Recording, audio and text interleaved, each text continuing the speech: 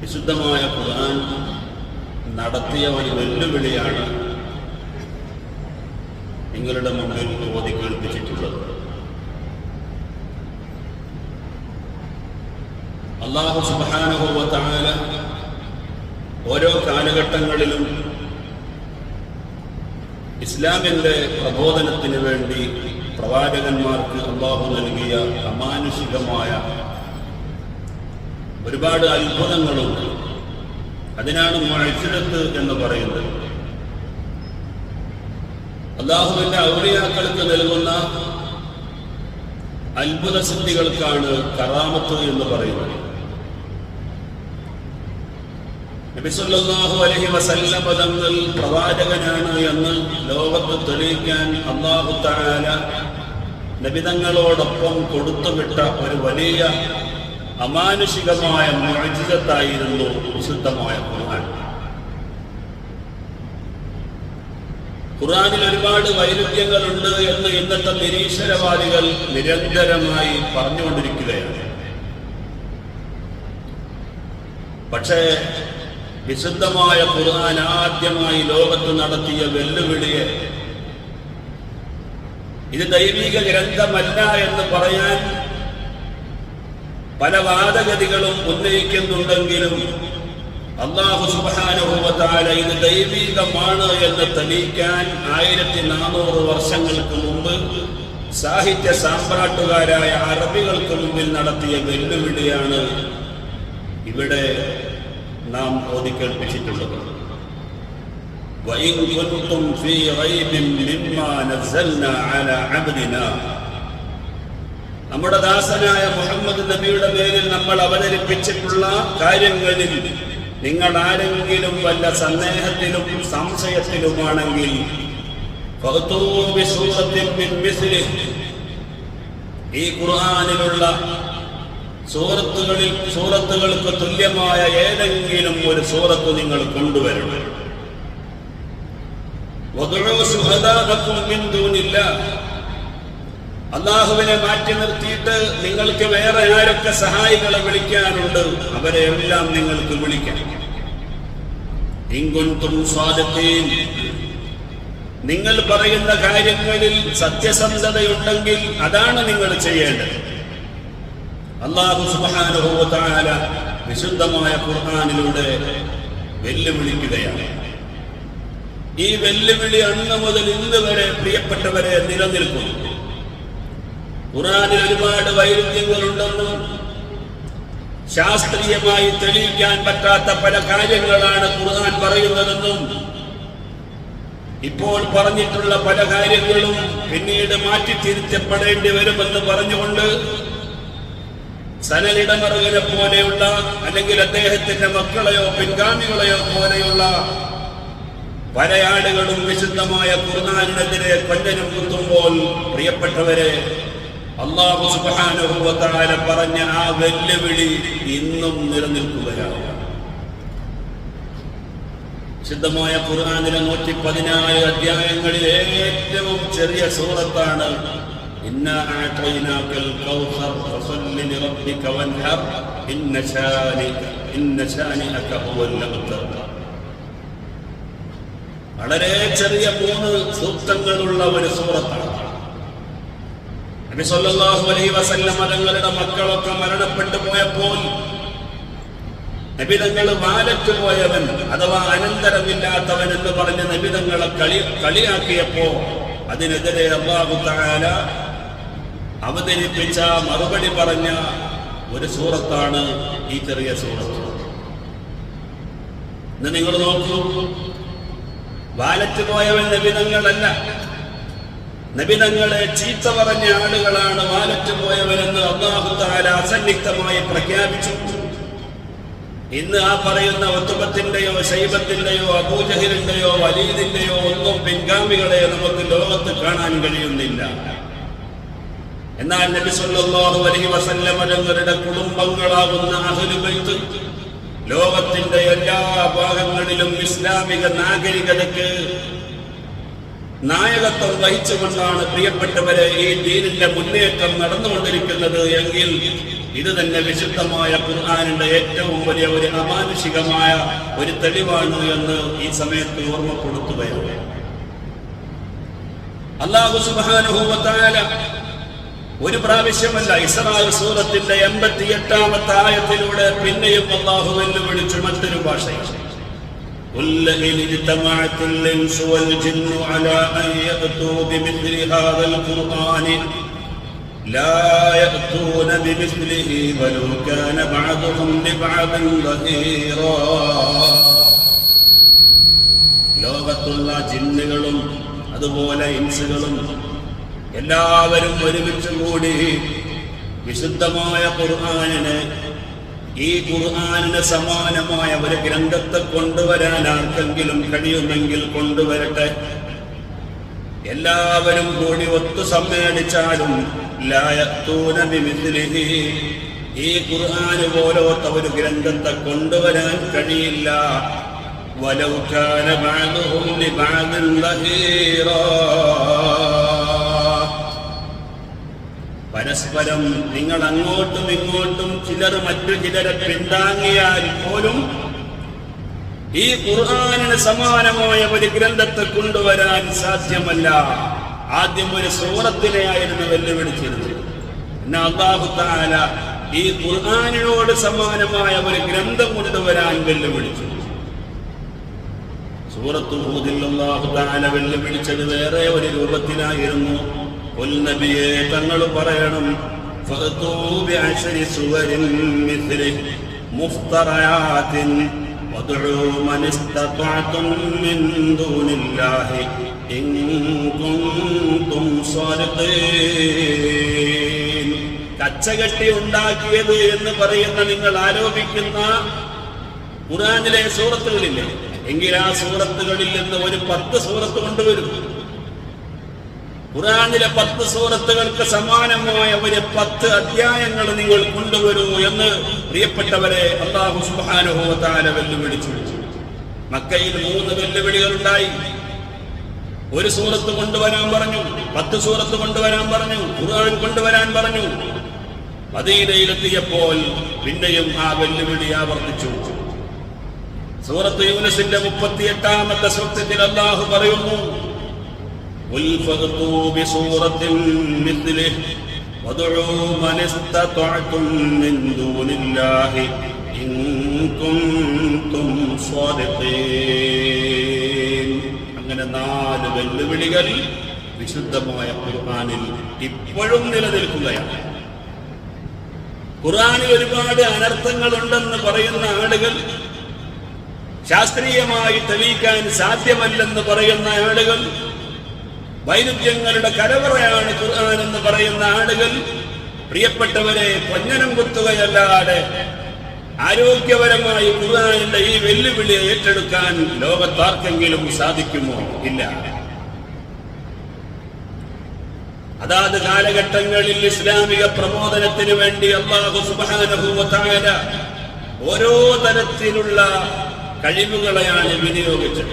ഈസാ നബി അലൈഹിസ്സലാം കടന്നു വരുമ്പോൾ അത് ആരോഗ്യരംഗത്ത് വലിയ വിപ്ലവം സൃഷ്ടിച്ച വിശുദ്ധരന്മാര് തിങ്ങി നിറഞ്ഞു നിൽക്കുന്ന ഒരു കാലഘട്ടമാണ്.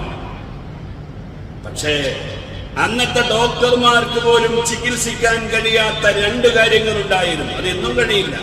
ഒന്ന്, അന്ധത ബാധിച്ച ആളുകൾക്ക് കാഴ്ച കൊടുക്കാൻ ആർക്കെങ്കിലും കഴിയുമോ? അല്ലെങ്കിൽ വെള്ളപ്പാണ്ട് രോഗമുള്ള ആളുകളെ സുഖപ്പെടുത്താൻ പ്രിയപ്പെട്ടവരെ ആർക്കാണ് സാധിക്കുന്നത്? മഹാനായ ഈസാ നബി അലൈഹിസ്സലാം എന്നാൽ നിങ്ങൾ വെള്ളപ്പാണ്ട് രോഗികളെ കൊണ്ടുവരൂ, അതുപോലെ 2 കണ്ണുകൾക്ക് കാഴ്ചയില്ലാത്ത അന്ധന്മാരെ കൊണ്ടുവരൂ എന്ന് പറഞ്ഞുകൊണ്ടായിരുന്നു മഹാനായ ഈസാ നബി അലൈഹിസ്സലാം രംഗത്ത് വന്നത്. ഇന്നി യഖ്ലുഖു ലക്കും മിനത്ത്-ത്വയ്രി കഹൈഅത്തി-ത്വയ്രി فأنفخ فيه فيكون طيرا بإذن الله وأبرئ الأكمه والأبرص وأحيي الموتى بإذن الله وأنبئكم بما تأكلون وما تدخرون في بيوتكم ഇന്ന ഫീ ദാലിക ലആയതൻ ലകും ഇൻ കുൻതും മുഅ്മിനീൻ. ആല ഇംറാൻ 49-ാമത്തെ സൂക്തത്തിലൂടെ ഈസാ നബി അലൈഹിസ്സലാം ലോകത്തോട് വിളംബരം ചെയ്ത വെല്ലുവിളിയെ പ്രിയപ്പെട്ടവരെ ഖുർആൻ ഉദ്ധരിക്കുകയാണ്. അന്നത്തെ ഡോക്ടർമാര് പരാജയപ്പെട്ട, ഇന്നും ഡോക്ടർമാർക്ക് ചികിത്സിക്കാൻ പറ്റാത്ത 2 രോഗങ്ങളാണ് പ്രിയപ്പെട്ടവരെ അന്ധത ബാധിച്ച ആളുകൾക്ക് കണ്ണു കൊടുക്കാൻ കഴിയും. അല്ലെങ്കിൽ വെള്ളപ്പാണ്ട് രോഗികൾ. നമ്മുടെ കൂട്ടത്തിൽ തന്നെ എത്രയോ വെള്ളപ്പാണ്ട് രോഗികളുണ്ട്. അല്ലാഹു തആല അത്തരം രോഗങ്ങളിൽ നിന്ന് നമ്മളെ കാത്തുരക്ഷിക്കുമാറാവട്ടെ. മാനസികമായി ഒരാൾ വളരെ തളർന്നു പോകുന്ന ഒരു രോഗമാണത്. മാനസികമായ തളർച്ചയുള്ളത് കൊണ്ട് അത്തരം ആളുകൾക്ക് ജുമുഅത്തുൽ ജമാഅത്തിന് പോലും ഇസ്ലാം ഉദ്ർ നൽകിയിരിക്കുകയാണ്. പ്രിയപ്പെട്ടവരെ, പറഞ്ഞുകൊണ്ടുവരുന്നത് എല്ലാ വൈദ്യശാസ്ത്രവും പരാജയപ്പെട്ടയിടത്താണ് മഹാനായ ഈസാ നബി അലൈഹിസ്സലാം രംഗത്ത് വന്നുകൊണ്ട് പറയുന്നത്, നിങ്ങൾ അന്ധത ബാധിച്ചവരെ കൊണ്ടുവരൂ, ഞാൻ സുഖപ്പെടുത്താം. കുഷ്ഠരോഗികളെ, വെള്ളപ്പാണ്ട് രോഗികളെ കൊണ്ടുവരൂ, ഞാൻ സുഖപ്പെടുത്താം. മാത്രമല്ല, അവിടുന്ന് മണ്ണ് കൊണ്ട് പക്ഷിയുടെ രൂപം സൃഷ്ടിച്ചിട്ട് ആ മണ്ണിലങ്ങ് ഊതുമ്പോൾ ഫയഖൂലു ത്വയ്റൻ ബിഇദ്നില്ലാഹ്, അല്ലാഹുവിന്റെ അനുഗ്രഹത്താൽ അതൊരു പക്ഷിയായി പാറിപ്പോവുകയാണ്. മാത്രമല്ല, വഉനബ്ബിഉകും ബിമാ തഅകുലൂന വമാ തദ്ഖിറൂന ഫീ ബുയൂതികും, നിങ്ങളുടെ വീടുകളിൽ സൂക്ഷിച്ചത് എന്താണെന്ന് പറയാൻ എനിക്ക് ഇവിടെ നിന്ന് കഴിയും. മാത്രമല്ല, നിങ്ങൾ ഇന്ന് എന്തൊക്കെ ഭക്ഷിച്ചിട്ടുണ്ടെന്ന് നിങ്ങളുടെ വയറ് നോക്കി പറയാൻ എനിക്ക് കഴിയുമെന്ന അവകാശവാദം പ്രിയപ്പെട്ടവരെ മഹാനായ ഈസാ നബി അലൈഹിസ്സലാം നടത്തി. അന്ന് അങ്ങനത്തെ ഒരു കാലഘട്ടമായിരുന്നു. പ്രവാചകന്മാർ ഉദ്ദേശിക്കുന്ന സമയത്തെല്ലാം മുഅ്ജിസത്ത് അവർക്ക് നടപ്പിലാക്കാൻ കഴിയുമെന്നാണ് അഹ്ലുസുന്നയുടെ വാദം. അതിന് 100% ശരിവെക്കുന്ന ആശയമാണ് പ്രിയപ്പെട്ടവരെ ഇവിടെ വിശുദ്ധമായ ഖുർആൻ ഉന്നയിച്ചിട്ടുള്ളത്. ഈസാ നബി അലൈഹിസ്സലാം പറയുകയാണ്, നിങ്ങൾ മണ്ണ് കൊണ്ടുവരും, ഞാൻ അതുകൊണ്ട് പക്ഷിയുടെ രൂപം സൃഷ്ടിച്ചിട്ട് ഒരു പക്ഷിയെ നിങ്ങൾക്ക് ഞാൻ ഇവിടുന്ന് ഉണ്ടാക്കി തരാം. അങ്ങനെ യഥേഷ്ടം രോഗികളെ കൊണ്ടുവരുന്ന സമയത്ത് തന്റെ കൈ കൊണ്ടുവന്ന് തടവേണ്ട താമസം വെള്ളപ്പാണ്ട് രോഗം പൂർണ്ണമായും സുഖപ്പെടുകയാണ്, അന്ധതയില്ലാതെയാവുകയാണ്. ഇതാണ് അഹ്ലു സുന്നത്തി വൽ ജമാഅത്തിന്റെ വാദം. പ്രവാചകന്മാർ ഉദ്ദേശിക്കുന്ന സമയങ്ങളിൽ പ്രിയപ്പെട്ടവരെ അവരുടെ മുഅ്ജിസത്ത് ഉണ്ടാക്കാനും നടപ്പിലാക്കാനും അവർക്ക് കഴിയും. സാധാരണമായി നാം നിർവഹിക്കുന്ന എല്ലാ കഴിവുകളും ഇതെല്ലാം അല്ലാഹുവിന്റെ അനുഗ്രഹത്താലും കഴിവുകളാലും ഉണ്ടാകുന്നതാണ്. ഇതുപോലെ തന്നെ മഹാന്മാരായ അല്ലാഹുവിന്റെ അമ്പിയാക്കൾക്ക് അല്ലാഹു നൽകുന്ന മുഅ്ജിസത്തുകൾ അതും അവരുദ്ദേശിക്കുന്ന സമയത്ത് ഉണ്ടാകുന്നുവെങ്കിലും അതിന്റെ പിന്നിലെ രഹസ്യവും അതിന്റെ ഖുദ്റത്തും അല്ലാഹു തന്നെയാണ്. ലോകത്ത് ജിന്നായാലും ഇൻസായാലും നബിയായാലും വലിയായാലും പ്രിയപ്പെട്ടവരെ ഏതൊരു കഴിവും ലോകത്ത് നിർവഹിക്കണമെങ്കിൽ അല്ലാഹുവിന്റെ ശക്തി വേണമെന്ന് അംഗീകരിക്കാത്തവൻ മുസ്ലിമാണ്. അതിനെക്കുറിച്ച് ചർച്ചയില്ല. പക്ഷേ അല്ലാഹു തആല കൊടുത്ത ആ കഴിവ് കൊണ്ട് അവർ ഉദ്ദേശിക്കുന്ന സമയത്ത് അത് നടപ്പിലാക്കാൻ കഴിയും. മൂസാ നബി അലൈഹിസ്സലാമിന്റെ കാലത്ത് പ്രിയപ്പെട്ടവരെ ആഭിചാരം, മാരണപ്പണി, സിഹ്ർ നല്ല പോലെ നീളാൽ വാഴുന്ന ഒരു സമയമായിരുന്നു. പക്ഷേ ആ സാഹിര്യങ്ങളെയെല്ലാം മുട്ടുമടക്കുന്ന വിധത്തിൽ മഹാനായ മൂസാ നബി അലൈഹിസ്സലാം പ്രിയപ്പെട്ടവരെ മുഅ്ജിസത്ത് കൊണ്ടുവന്നു. തന്റെ മുഅ്ജിസത്ത് തന്റെ കൈയായിരുന്നു. ആ കൈ ഇങ്ങനെ കച്ചത്ത് വെച്ചിട്ട് ഇങ്ങോട്ട് എടുക്കുമ്പോ നല്ലവണ്ണം പ്രകാശപൂരിതമായി മാറും. പിന്നെ അത് അവിടെ വെക്കും, ആ പ്രകാശം പോകും. മഹാനവറുകൾ ഒരു വടി കൊണ്ടുവന്നു. എന്നിട്ട് പ്രിയപ്പെട്ടവരെ ആ വടിയിട്ടിട്ട് പാമ്പാവുന്ന സംഭവം പലപ്പോഴും നമ്മളിവിടെ ഖുർആൻ ക്ലാസ്സിൽ വിശദീകരിച്ചിട്ടുണ്ട്. ഫിർഔനും തന്റെ കിങ്കരന്മാരും ഒന്നാകും ഒരു മൈതാനിയിൽ ഒരുമിച്ച് കൂടി മൂസയെ തളർത്തണമെന്ന് പറഞ്ഞിട്ട് അന്നത്തെ ആഭിചാര പ്രവർത്തനം നടത്തുന്ന മുഴുവൻ സൈന്യങ്ങളെയും ഒരുമിച്ച് കൂട്ടിയിട്ട് മൂസാ നബി അലൈഹിസ്സലാം പറഞ്ഞു, നിങ്ങളിട്ടോളൂ, നിങ്ങൾ ചെയ്യേണ്ട കാര്യങ്ങളും നിങ്ങൾ അവതരിപ്പിക്കാനുള്ളതൊക്കെ നിങ്ങൾ പ്രദർശിപ്പിക്കൂ. അവസാനം ഞാൻ എന്റെ കാര്യം നോക്കാം. വലിയ വലിയ സർപ്പങ്ങളെ അവർ സമർപ്പിച്ചു. പക്ഷേ ഒരു ചെറിയ വടി മഹാനായ മൂസാ നബി അലൈഹി സ്വലാം ഇട്ടപ്പോൾ ആ വടി പാമ്പായിട്ട് എല്ലാ സർപ്പങ്ങളെയും വിഴുങ്ങിയ സംഭവം വിശുദ്ധമായ ഖുർആൻ പലയിടങ്ങളിലായി വിവരിച്ചിട്ടുണ്ട്. ഞാൻ പറഞ്ഞുകൊണ്ടുവരുന്നത് അതാത് കാലഘട്ടങ്ങളിൽ ഇസ്ലാമിക പ്രബോധനത്തിന് വേണ്ടി അല്ലാഹു തആല നൽകിയ മുഅ്ജിസത്തുകളായിരുന്നു. എന്നാൽ നബി സല്ലല്ലാഹു അലൈഹി വസല്ലം തങ്ങൾ കടന്നു വരുമ്പോൾ പ്രിയപ്പെട്ടവരെ, അറബികൾ സാഹിത്യ സാമ്രാട്ടുകാരായി മാറിയിരിക്കുകയാണ്. ലോകത്ത് പലയിടങ്ങളിലും അറബി ഭാഷ സംസാരിക്കുന്നുണ്ടെങ്കിലും ഏറ്റവും നല്ല ഫസീഹായ അറബിയാണ് പ്രിയപ്പെട്ടവരെ മക്കയിലെയും മദീനയിലെയും അഥവാ ഹിജാസിലുള്ള ആളുകൾ സംസാരിക്കുന്നത്. മഹാനായ ഇമാമുന ശാഫിഈ റളിയല്ലാഹു അൻഹു ഒരു സയ്യിദായിരുന്നു, ഹിജാസിക്കാരനായിരുന്നു, അറബിയായിരുന്നു. എന്നിട്ട് പോലും 20 വർഷക്കാലം ഞാൻ അറബി ഭാഷ പഠിച്ചു എന്ന് മഹാനവരുകൾ പറയുകയുണ്ടായി. എത്ര വലിയ ബുദ്ധി സാമർഥ്യമുള്ള ആളായിരുന്നു. 7-ാം വയസ്സിൽ പ്രിയപ്പെട്ടവരെ വിശുദ്ധമായ ഖുർആൻ മനഃപ്പാഠമാക്കുകയും 9 വയസ്സ് പ്രായമായപ്പോൾ ഇമാം മാലിക് റളിയല്ലാഹു അൻഹുവിന്റെ മുവത്ത എന്ന് പറയുന്ന ഗ്രന്ഥം ഹിഫ്ളാക്കുകയും ചെയ്തിട്ടാണ് അദ്ദേഹം ഓതാൻ പോകുന്നത്. മഹാനായ ഇമാമുന ശാഫിഈ റളിയല്ലാഹു അൻഹു. എന്നിട്ട് മഹാനായ ഇമാമുന ശാഫിഈ റളിയല്ലാഹു അൻഹു 20 വർഷക്കാലം അറബി ഭാഷ പഠിച്ചു. കാരണം അത്രയും നല്ല സാഹിത്യ സമ്പുഷ്ടിയുള്ള ഒരു ഭാഷയാണ് പ്രിയപ്പെട്ടവരെ അറബി ഭാഷ. നബി സല്ലല്ലാഹു അലൈഹി വസല്ലം തങ്ങൾ കടന്നു വരുമ്പോ അറബി അറിയാത്തവർക്ക് യാതൊരു പിഴയും കൽപ്പിക്കാത്ത കാലഘട്ടമായിരുന്നു. അതുകൊണ്ടാണ് അറബി അജമി എന്ന് പറയുന്ന ഒരു 2 പ്രയോഗമുണ്ടായത്. അറബി അറിയാത്തവന് സ്റ്റാൻഡേർഡ് ഇല്ല. അറബി അറിയാത്തവര് സംസാരിക്കാൻ കഴിയാത്ത ഊമയായിട്ടാണ് അറബികൾ പരിഗണിച്ചിരുന്നത്. കാരണം അത്രയും നല്ല സ്റ്റാൻഡേർഡുള്ള ഭാഷയാണ് അറബി. സ്വർഗത്തിലെ ഭാഷയാണ് അറബി, ഖബറിലെ ഭാഷയാണ് അറബി. പ്രിയപ്പെട്ടവരെ, അതുപോലെ ഖുർആനിന്റെയും സുന്നത്തിന്റെയും ഭാഷയാണ് അറബി. 20-ലേറെ രാഷ്ട്രങ്ങളുടെ ഔദ്യോഗികമായ ഭാഷയാണ് അറബി ഭാഷ.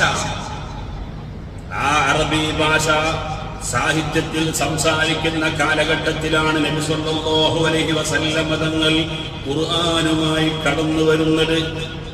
ഇസ്മാഈൽ അൽ ബറൂസവി തന്റെ റൂഹുൽ ബയാൻ എന്ന ഗ്രന്ഥത്തിൽ രേഖപ്പെടുത്തിയത് കാണാം. അസ്മഈ എന്ന് പറയുന്ന നല്ല സാഹിത്യ സാമ്രാട്ടുകാരനായ ഒരാള് ഒരു അറബി കബീലയിലൂടെ ഇങ്ങനെ നടന്നു പോകുമ്പോ ഒരു കുട്ടി ഇതാ മരുഭൂമിയിൽ കളിക്കുന്നു. അപ്പോൾ തന്നെ നല്ല സാഹിത്യത്തിൽ ആ കുട്ടി സംസാരിക്കുന്നുണ്ട്. അപ്പോൾ അസ്മഈ ആ കുട്ടിയുടെ അരികിലേക്ക് ചെന്നിട്ട് ചോദിച്ചു, ഐന അബാക യാ സബിയൂ, എവിടെയാണ് നിന്റെ ബാപ്പ എന്നാണ് അതിന്റെ അർത്ഥം. ആ കുട്ടിയോട് ചോദിച്ചു. ഫനദറ ഇലൈഹി സബിയ്യു വലം യുജിബ്, കുട്ടി ഇങ്ങനെ നോക്കി, ഒന്നും മറുപടി പറഞ്ഞില്ല. കാരണം എന്താ? അദ്ദേഹം ഉച്ചരിച്ച ആ വാക്കിൽ ഗ്രാമറിൽ തെറ്റുണ്ട്. അതുകൊണ്ട് കുട്ടി ഒന്നും മിണ്ടിയില്ല. തുമ്മക്കാല പിന്നെ ചോദിച്ചു, ഐന അബീക എന്ന് ചോദിച്ചു. ആദ്യം ചോദിച്ചത് ഐന അബാക്ക എന്നായിരുന്നു, മിണ്ടിയില്ല. പിന്നെ ചോദിച്ചു ഐന അബീക എന്ന് ചോദിച്ചു. ഫനദറ ഇലൈഹി വലം യുജിബ്, അപ്പോഴും നോക്കിക്കൊണ്ടിരുന്നു, മറുപടി പറഞ്ഞില്ല. സുമ്മക്കാല പിന്നെ അസ്മഈ എന്ന സാഹിത്യകാരൻ ചോദിച്ചു, ഐന അബൂക. നേരാം വണ്ണം അറബിയുടെ തനതായ ശൈലിയിൽ പറഞ്ഞപ്പോൾ ഫഖാല, കളിക്കുന്ന ആ കുട്ടി പറയുകയാണ്, ഫാഅ ഇലൽ ഫൈഫാഇ ലിതലബിൽ ഫൈഇ ഫഇദാ ഫാഅൽ ഫൈഉ ഫാഅ. എല്ലാം ഒരു ഫാ കൊണ്ടൊരു കളി. കാരണം ആ കുട്ടി അത്ര പോലും പഠിച്ചു. ഫാഅ ഇലൽ ഫൈഫാഇ, ബാപ്പ എവിടെയാണ് ബാപ്പ എന്നല്ല ചോദിച്ചത്. ബാപ്പ പോയി ഇലൽ ഫൈഫായി, കാട്ടിലേക്ക് പോയി. എന്തിനു പോയി? ലിതലബിൽ ഫൈഇ, വേട്ടയാടാൻ പോയി. ഫൈദാ ഫഅൽ ഫൈഉ ഫാഅ, ഇനി ഉച്ചതിരിഞ്ഞു കഴിഞ്ഞാൽ ബാപ്പ തിരിച്ചു വരും എന്ന് ഫാ കൊണ്ട് മാത്രം കലിമത്തുണ്ടാക്കി കളിക്കുന്ന കുട്ടി എന്ന് സംസാരിച്ചപ്പോൾ അസ്മഈ എന്ന സാഹിത്യകാരൻ അത്ഭുതപ്പെട്ടുപോയി. ഈ കാലഘട്ടത്തിലാണ് പ്രിയപ്പെട്ട സഹോദരങ്ങളെ നബി സല്ലല്ലാഹു അലൈഹി വസല്ലമ തങ്ങൾ കടന്നു വരുന്നത്. ഇപ്പോഴും ആ അറബി ഭാഷയിൽ ഒരു മായം ചേരാതെ അറബികൾ മക്കയിലും മദീനയിലും ഹിജാസിലുമുള്ള ആളുകൾ സംസാരിക്കുന്നു. ഈജിപ്തുകാര് അവരും അറബികളാണ്. പക്ഷെ അവരുടെ ഭാഷയിൽ പലയിടങ്ങളിലും പല അക്ഷരങ്ങളും കയറി വന്നു. ജുമാ എന്ന് പറയുന്നിടത്ത് ഈജിപ്തുകാർ ഒരു ഗുമുഅ എന്നാണ്. ഗൾഫിലൊക്കെ പോയ ആളുകൾക്കറിയാം. ജയ്യിദ് ജിദ്ദൻ എന്നാണ് പറയുക. വളരെ നല്ലത് എന്നതിന് ജയ്യിദ് ജിദ്ദൻ എന്ന് പറയുന്നിടത്ത് ഈജിപ്തുകാർ ഒരു ജയ്യിദ് ജിദ്ദൻ എന്നാണ്. ടാക്സിക്കാരെ വിളിക്കുമ്പോ ഗിദ്ദ ഗിദ്ദ ഗിദ്ദ എന്നാ വിളിക്കുന്നത്. ജിദ്ദക്ക് വിളിക്കണവർ. കാരണം എന്താണ്? ആ ജീമിന് പകരം ഗായാണ് അവരും അറബികൾ തന്നെയാണ്. ജുമ എന്ന് പറയുന്നിടത്ത് ഗുമ എന്ന് പറയുന്നു. ഞാൻ പറഞ്ഞുകൊണ്ടുവരുന്നത് ഇങ്ങനെ അക്ഷരങ്ങൾക്കൊന്നും ഒരു വ്യതിയാനവുമില്ലാതെ അറബികളുടെ ഭാഷയെ അവർ കാത്തു സൂക്ഷിച്ചു. നബി സല്ലല്ലാഹു അലൈഹി വസല്ലം തങ്ങൾ അതാ ഇസ്ലാമിക പ്രബോധനവുമായി കടന്നു വരുമ്പോ, വിശുദ്ധമായ ഖുർആനുമായി കടന്നു വരുമ്പോ, ലോക പ്രശസ്തരായ 7 അറബി സാഹിത്യകാരന്മാർ ജീവിച്ചിരിക്കുന്ന കാലഘട്ടമാണ്. സബഉൽ മുഅല്ലഖ എന്ന് പറയുന്ന ഗ്രന്ഥം കോളേജുകളിലെല്ലാം വിദ്യാർത്ഥികൾ പഠിക്കാറുണ്ട്. അറബി ഭാഷയുടെ സാഹിത്യവും അതിന്റെ കട്ടിയും മനസ്സിലാക്കാൻ. സബഉൽ മുഅല്ലഖ അന്നത്തെ 7 സാഹിത്യകാരന്മാര് എഴുതി കഅബാലയത്തിൽ തൂക്കിയ കാവ്യശകലങ്ങളാണ് പ്രിയപ്പെട്ടവരെ സബഉൽ മുഅല്ലഖ എന്ന് പറയുന്ന ഗ്രന്ഥം. ഈ എഴുത്ത് ഇങ്ങനെ സാഹിത്യത്തിൽ ഗ്രന്ഥരചന നടത്താൻ കഴിവുള്ള കാലഘട്ടത്തിലാണ് നബി സല്ലല്ലാഹു അലൈഹി വസല്ലം തങ്ങൾ വിശുദ്ധമായ ഖുർആനുമായി വരുന്നത്. നബി തങ്ങൾ എവിടെയെങ്കിലും ഒരു അധ്യാപകന്റെ മുമ്പിൽ ഇരുന്നിട്ട് ഖുർആൻ പഠിച്ചിട്ടില്ല. പ്രിയപ്പെട്ട സഹോദരങ്ങളെ, മദ്രസയിലോ സ്കൂളുകളിലോ പോയിട്ടില്ല. പ്രത്യേകമായ ട്യൂഷൻ നേടിയിട്ടില്ല. നിരക്ഷര കുച്ചിയായ നബി സല്ലല്ലാഹു അലൈഹി വസല്ലം തങ്ങൾ അവരിതുവരെ സംസാരിച്ചിരുന്ന അറബി ഭാഷയിൽ തന്നെ ഏറ്റവും സമുന്നതമായ വാക്കുകൾ ഉച്ചരിക്കുന്നു. ഇഖ്റഅ ബിസ്മി റബ്ബിക്കല്ലദീ ഖലഖ ഖലഖൽ ഇൻസാന മിൻ അലഖ ഇഖ്റഅ വറബ്ബുക്കൽ അക്റമുല്ലദീ അല്ലമ ബിൽ ഖലം അല്ലമൽ ഇൻസാന മാ ലം യഅലം.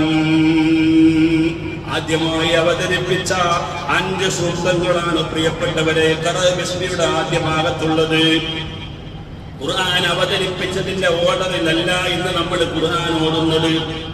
ഓരോ സമയത്തും നബി സല്ലല്ലാഹു അലൈഹി വസല്ലം തങ്ങൾ ആയത്തിറങ്ങുമ്പോൾ പറയുമായിരുന്നു, ഇത് ഇന്നാലിന്ന ആയത്തിലെ ഇത്രാമത്തെ സൂക്തമാണ്. അങ്ങനെ അവതരിപ്പിച്ചു കൊടുത്തതനുസരിച്ച് അവസരോചിതമായി അവതരിപ്പിച്ച ആയത്തുകളെയെല്ലാം സൂറത്തുകളാക്കി പ്രത്യേകമായ ഓർഡറിലൂടെ അതാ ഇന്ന് നമുക്ക് വിശുദ്ധമായ ഖുർആൻ പാരായണം ചെയ്യാൻ കഴിയുന്നു. ഇന്ന് ഖുർആനിലുള്ളതുപോലെയല്ല അവതരണമുണ്ടായത്. ആദ്യമായി അവതരിപ്പിച്ചത് ഇഖ്റഅ ബിസ്മിയാണ്. പക്ഷേ ആ ഇഖ്റഅ ബിസ്മി എവിടെയാണുള്ളത്? പ്രിയപ്പെട്ടവരെ, സൂറത്തിന്റെ ഖുർആനിന്റെ അവസാന ഭാഗത്താണുള്ളത്.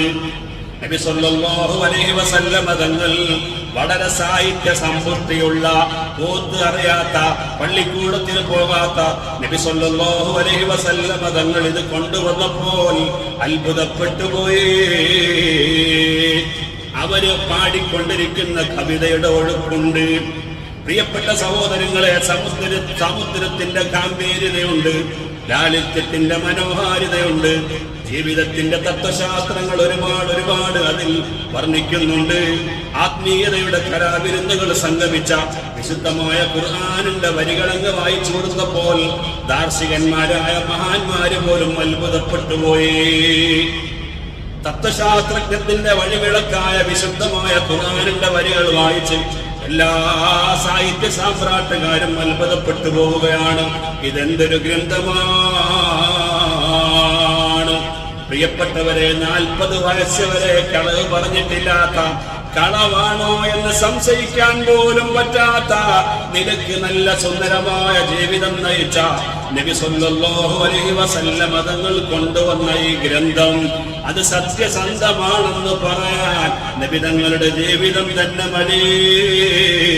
പക്ഷേ അമാനുഷികമായ ഒരു മുഅ്ജിസത്ത് എന്ന നിലക്ക് അല്ലാഹു തആല അവരുടെ ഗ്രന്ഥമായും അവരുടെ മൗലികമായ ഗ്രന്ഥമായും ജീവിക്കാനുള്ള മാർഗനിർദ്ദേശമായും നബി തങ്ങളുടെ മുഅ്ജിസത്തായും അല്ലാഹു വിശുദ്ധമായ ഖുർആനിനെ അവതരിപ്പിച്ചു കൊടുത്തു. ആദ്യഘട്ടങ്ങളിലെല്ലാം ഖുർആൻ ഓതുമ്പോൾ അവർ പറയുമായിരുന്നു, സൂറത്തുൽ അൻഫാലിൽ കാണാം, വൈദാ തുത്ലാ അലൈഹിം ആയാതുനാ ഖാലൂ ഖദ് സമിഅനാ ലൗ നശാഉ ലഖുൽനാ മിത്ല ഹാദാ ഇൻ ഹാദാ ഇല്ലാ അസാതീറുൽ അവ്വലീൻ. ആദ്യകാലങ്ങളിലെല്ലാം ഖുർആൻ ഓതി കൊടുക്കുമ്പോൾ അവർ പറയും, ഇതൊക്കെ ഞങ്ങൾക്കറിയാം, ഞങ്ങൾ വിചാരിച്ച ഇതിന്റെ അപ്പുറം കൊണ്ടുവരാൻ കഴിയും, പിന്നെ ഞങ്ങളതിന് തുനിയുന്നില്ല എന്നേ ഉള്ളൂ. അപ്പോഴാണ് അല്ലാഹു സുബ്ഹാനഹു വ തആല വെല്ലുവിളിച്ചത്, എങ്കിൽ പിന്നെ നിങ്ങൾ കൊണ്ടുവരൂ, ഈ ഖുർആനിന് സമാനമായ ഒരു ഗ്രന്ഥം കൊണ്ടുവരൂ, ഒരു സൂറത്ത് കൊണ്ടുവരൂ. ഏറ്റവും ചെറിയ സൂറത്തായി അവകാശപ്പെടുന്ന സൂറത്തില്ലേ, ചില ആളുകൾ കൊണ്ടുവന്നു, പക്ഷെ എവിടെയും എത്തിയില്ല. ഒരാൾ കൊണ്ടുവന്ന എന്താണ്? അൽഫീൽ മൽഫീൽ ലഹു ദനബുൻ ത്വബീൽ. അൽഫീൽ ആന, മൽഫീൽ എന്താന്നാ വിചാരിച്ചത്? ലഹു ദനബുൻ ത്വബീൽ, അതിന് വലിയ വാലുണ്ട്. ആനക്ക് വലിയ വാലോ? ചെറിയ വാലല്ലേ ഉള്ളൂ. മൂന്നാമത്തെ ആയത്തിൽ തന്നെ പ്രിയപ്പെട്ടവരെ ഫ്ലോപ്പായി പോയി. ഖുർആനിനെ സമാനമായ ഗ്രന്ഥങ്ങൾ എഴുതി പല ആളുകളും, അന്ന് ഏറ്റവും വലിയ സാഹിത്യകാരനായിരുന്നു വലീദ് ബിൻ മുഗീറ എന്ന് പറയുന്ന ആള്.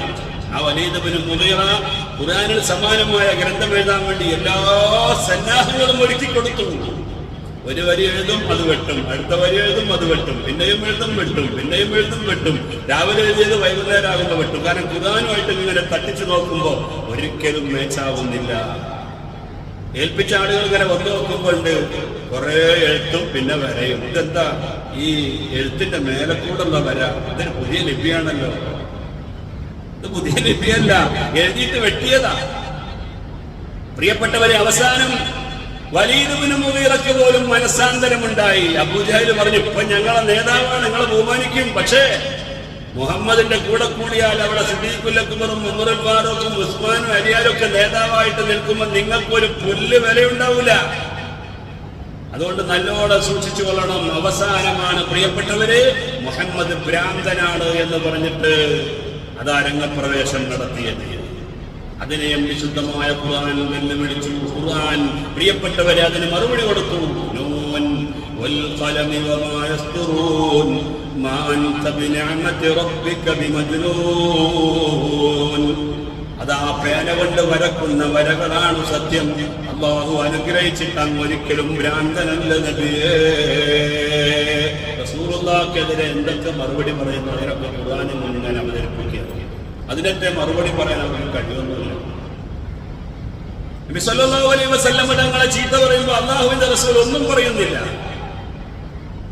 നിങ്ങൾ നോക്കൂ, അവിടുത്തെ പിതാവിന്റെ സഹോദരനായ അബൂലഹബാണ് ആദ്യം നബി തങ്ങളെ ചീത്ത പറഞ്ഞത്. അല്ലാഹുവിന്റെ റസൂൽ എന്തെങ്കിലും പറഞ്ഞു? ഇല്ല. പക്ഷേ ഖുർആൻ എഴുത്തിയ പോലെ വീണുപോയി. അബൂലഹബിന്റെ ഇരു കരങ്ങളും നശിക്കട്ടെ. അല്ല, നശിക്കുക തന്നെ ചെയ്തിരിക്കുന്നു. അവനും അവന്റെ കെട്ടിയോടും നരകത്തിന്റെ വിറകാണ്. സുബ്ഹാനല്ലാഹ്. ഇതുവരെ അവർ കേൾക്കാത്ത ശൈലിയിൽ ഇടുത്തിയ പോലെ ഒരു സൂറത്തങ്ങ് അവതരിപ്പിച്ചപ്പോൾ അബൂലഹബിന് വെപ്രാളായി അങ്ങോട്ടും ഇങ്ങോട്ടും ഓടുകയാണ്. റസൂലുള്ളാഹിന്റെ രണ്ട് മക്കളും ഉമ്മു കുൽത്തൂമിനെയും അതുപോലെ റുഖയ്യ ബീവി റളിയല്ലാഹു അൻഹയെയും അബൂലഹബിന്റെ രണ്ട് മക്കളായ ഉതൈബയെയും അതുപോലെ ഉത്ബയെ കൊണ്ടും പ്രിയപ്പെട്ടവരെ വിവാഹം ആലോചിച്ചു വെച്ചിരിക്കുകയാണ്. അതിന്റെ മുമ്പ് തന്നെ നേരത്തെ ഇസ്ലാമിന്റെ ശത്രുപാളയത്തിലുള്ള അബുൽ അബ്ബാസ് എന്ന് പറയുന്ന ആള് റസൂലുള്ളാഹി സ്വല്ലല്ലാഹു അലൈഹി വസല്ലം തങ്ങളുടെ മകൾ സൈനബിനെ വിവാഹം ചെയ്തിട്ടുണ്ട്. അവരെല്ലാവരും കൂടി ഇങ്ങനെ യോഗം കൂടി, നമ്മളിനി എന്താ ചെയ്യാ, നാണക്കേടായി പോയല്ലോ. മുഹമ്മദിന്റെ ഖുർആന് ഇത് കാലാകാലം ഇവിടെ നിലനിൽക്കും, ഇത് പടച്ചവന്റെ ഗ്രന്ഥമാണ്. അവരറിയാതെ വിശ്വസിച്ചു പോവുകയാണ്. അവസാനം പ്രിയപ്പെട്ടവരെ, ആ രണ്ട് മക്കളെയും തലാഖ് ചൊല്ലി. അബുൽ അബ്ബാസ് പറഞ്ഞു, ഞാൻ മുഹമ്മദിന്റെ ആശയം കണ്ടിട്ടല്ല കല്യാണം ചെയ്തത്, സഹീരത്തിന്റെ മഹത്വം കണ്ടിട്ടാണ്. അതുകൊണ്ട് എന്റെ കാര്യം നിങ്ങൾ തീരുമാനിക്കണം, അത് ഞാൻ തീരുമാനിച്ചോളാം. പിന്നീട് പ്രിയപ്പെട്ടവർ ഇസ്ലാമിലേക്ക് കടന്നു വന്നു. ബദർ യുദ്ധം കഴിഞ്ഞതിന് ശേഷമാണ് സൈനബ് ബീവി റളിയല്ലാഹു അൻഹയുടെ ഭർത്താവ് ഇസ്ലാമിലേക്ക് കടന്നു വന്നത്. നിങ്ങൾ ആലോചിച്ച് നോക്കൂ, അങ്ങനെ ഒരുപാട് അത്ഭുതങ്ങൾ ഉണ്ടായി. അല്ലാഹു സുബ്ഹാനഹു വ തആല വിശുദ്ധമായ ഖുർആനിനെ കളിയാക്കിയപ്പോൾ വെല്ലുവിളിച്ച ആ വെല്ലുവിളി കാലാകാലവും നിലനിൽക്കുകയാണ്. അല്ലാഹു തആല പറഞ്ഞു, ഫഇൻ ലം തഫഅലു വലൻ തഫഅലു, ഇതുവരെ നിങ്ങൾക്ക് സാധിച്ചിട്ടില്ല. കാരണം ലോകത്തെ വലിയ കൊലവമ്പന്മാർ കഴിഞ്ഞുപോയി, സാഹിത്യ സാമ്രാട്ടുകാർ കഴിഞ്ഞുപോയി, കഴിഞ്ഞില്ലല്ലോ. അതുകൊണ്ട് വലൻ തഫഅലു, ഖിയാമത്ത് നാൾ വരെ കഴിയില്ല. അതാണ് ഇമാം മുസൈദ് റഹ്മത്തുള്ളാഹി അലൈഹി തങ്ങൾ പറഞ്ഞത്, റദ്ദത്ത് ബലഗതുഹാ ദഅവാ മുആരിലിഹാ റദ്ദൽ ഗയൂരിദൽ ജാനിഅനിൽ ഹുറൂബി.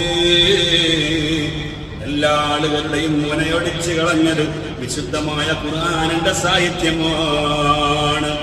നിങ്ങൾക്ക് തോൽവി സമ്മതിക്കേണ്ടി വന്നു, ഖുർആൻ ദൈവികമാണെന്ന് നിങ്ങൾ അംഗീകരിക്കേണ്ടി വന്നു. അതുകൊണ്ട് ഇതനുസരിച്ച് ജീവിക്കാൻ തയ്യാറാവുക. അല്ലെങ്കിൽ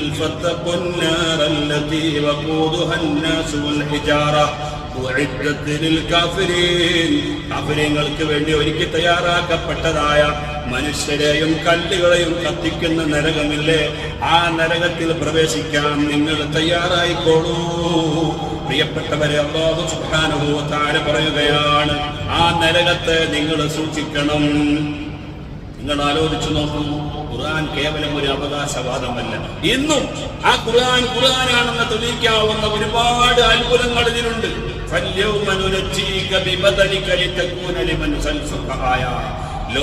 ലോകത്ത് വരുന്ന മുഴുവൻ ആളുകൾക്കും ദൃഷ്ടാന്തമാകുന്ന രൂപത്തിൽ ഫറോവയുടെ ശരീരത്തെ ഭൂമി ലോകത്ത് ഞാൻ സംരക്ഷിക്കുമെന്ന് അല്ലാഹു തആല നബി സല്ലല്ലാഹു അലൈഹി വസല്ലം തങ്ങളുടെ കാലത്താണ് പറയുന്നത്. പക്ഷെ ഖുർആൻ ഇറങ്ങുന്ന സമയത്ത് ഫറോവയുടെ ബോഡി കിട്ടിയിട്ടില്ല.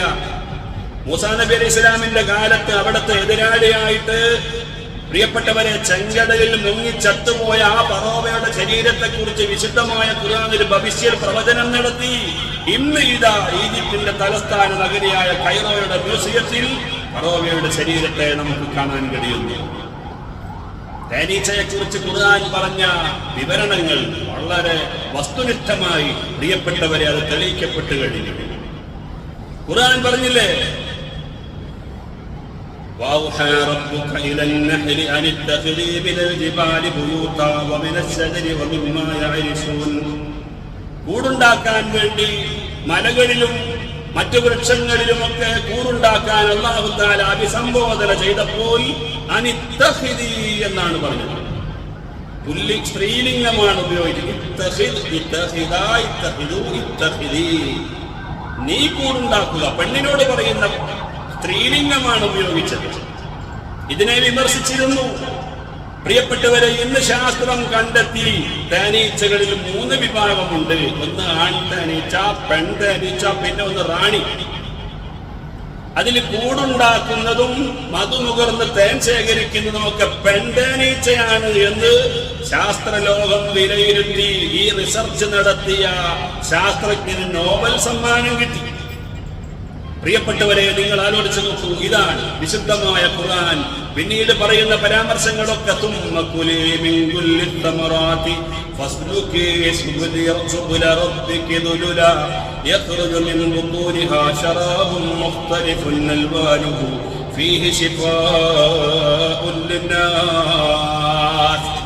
കൂടുണ്ടാക്കാൻ പറഞ്ഞത്, മധു നുകരാൻ പറഞ്ഞത്, പ്രിയപ്പെട്ടവരെ എല്ലാം സ്ത്രീലിംഗം ഉപയോഗിച്ചുകൊണ്ടാണ് ശാസ്ത്രം ഇന്ന് വിലയിരുത്തിയത്. പെൺതേനീച്ചയാണ് നിർവഹിക്കുന്നത്. 1400 വർഷങ്ങൾക്ക് മുമ്പ് പറഞ്ഞ പ്രഖ്യാപനം ഇന്ന് ശാസ്ത്രം ശരിവച്ചു. നിങ്ങൾ നോക്കൂ, സുലൈമാൻ നബി അലൈഹി ഇസ്ലാമിന്റെ കാലത്ത് നടത്തിയ ഒരു വെല്ലുവിളിയുണ്ട്.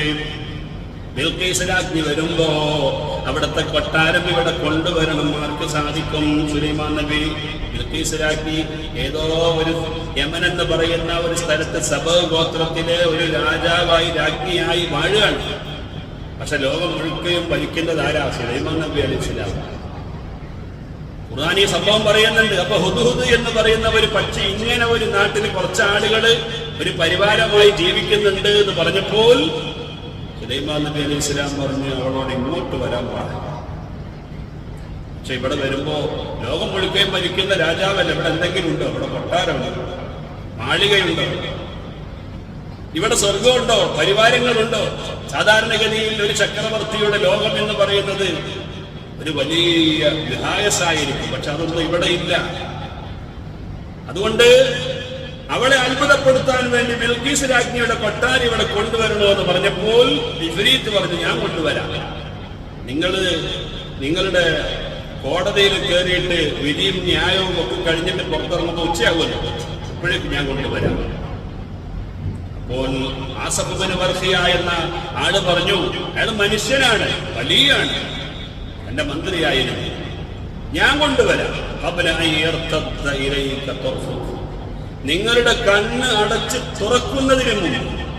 കണ്ണടച്ച് തുറക്കാൻ പ്രിയപ്പെട്ടവരെ നിങ്ങൾ നോക്കൂ, ഒരു സെക്കൻഡാണ് വിലയിരുത്തുന്നതെങ്കിൽ ഇന്ന് സെക്കൻഡിനെ ശാസ്ത്രലോകം പിന്നെയും വിഭജിച്ചു. മൈക്രോ സെക്കൻഡ് എന്നാണ് ഇതിന് പറയാം. അതിലേക്കാണ് ഖുർആൻ വെളിച്ചം വീശുന്നത്. നിങ്ങളുടെ കണ്ണ് അടച്ച് തുറക്കുന്നതിന് മുമ്പ് കണ്ടോ, ആ മൈക്രോ സെക്കൻഡിനെയാണ് ഖുർആൻ ഇവിടെ വിലയിരുത്തുന്നത്. ശാസ്ത്രീയമായി ഇങ്ങനെ ഒരു നൂറുകണക്കിന് മേഖലകൾ നമുക്ക് പരാമർശിക്കാനുണ്ട്. പ്രിയപ്പെട്ട സഹോദരങ്ങളെ, വിശുദ്ധമായ ഖുർആനിന്റെ ആ വെല്ലുവിളി ഇന്നും അതുപോലെ നിലനിൽക്കുകയാണ്, ഞാൻ നിർത്തുകയാണ്. അതുകൊണ്ട് അല്ലാഹു സുബ്ഹാനഹു വ തആല ഇത് ഖുർആനാണ്, ഇത് ദൈവിക ഗ്രന്ഥമാണ് എന്ന് കേവലം ഒരു അവകാശവാദമല്ല, അല്ലെങ്കിൽ ഇതുപോലത്തെ ഒരു ഗ്രന്ഥത്തെ കഴിവുള്ള ആൺകുട്ടികളുണ്ടെങ്കിൽ കൊണ്ടുവരൂ എന്ന് 1400 വർഷങ്ങൾക്ക് മുമ്പ് വെല്ലുവിളിച്ച ആ വെല്ലുവിളി ഇന്നും അതുപോലെ നിലനിൽക്കുകയാണ്. ആ ഖുർആനിനെ കൂടുതൽ പാരായണം ചെയ്യുകയും അതിന്റെ ആശയങ്ങൾ പഠിക്കാൻ പ്രിയപ്പെട്ടവരെ സമയം കണ്ടെത്തുകയും വേണമെന്ന് ഓർമ്മപ്പെടുത്തി അവസാനിപ്പിക്കുന്നു.